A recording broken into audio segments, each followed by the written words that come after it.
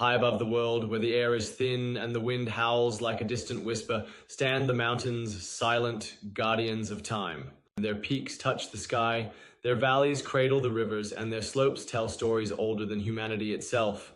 In a remote village nestled between towering mountains, a young boy named Elias grew up listening to the legends of the peaks. The elders spoke of spirits that lived within the stone, watching over the land and protecting those who respected nature. Elias, filled with curiosity, often climbed the lower slopes, dreaming of the day he would reach the summit.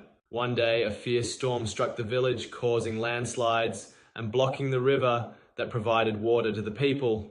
The villagers feared they would not survive if the water did not return. Remembering the old stories, Elias decided to climb the highest peak, believing that the spirits of the mountains might offer guidance.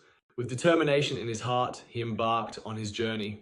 The climb was treacherous. Icy winds cut through his clothes and loose rocks threatened to pull him down.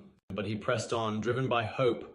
After hours of struggle, he reached a hidden plateau where he saw something incredible, an ancient stone carved with strange symbols. As he traced his fingers over the markings, the ground trembled slightly, and far below, the blocked river broke free, rushing back toward the village.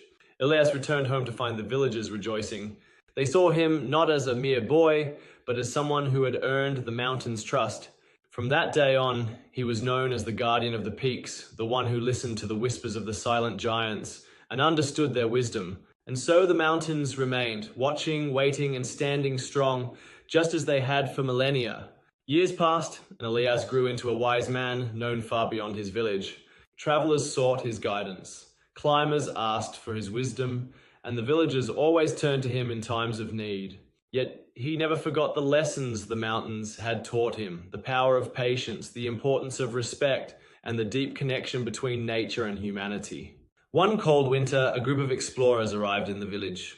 They were wealthy men from distant lands, eager to conquer the highest peaks and claim them as their own. They laughed at the villagers' stories, dismissing the idea that the mountains were alive or that they should be treated with reverence. Elias warned them, "The mountains do not bow to man's pride. If you climb without respect, they will test your spirit."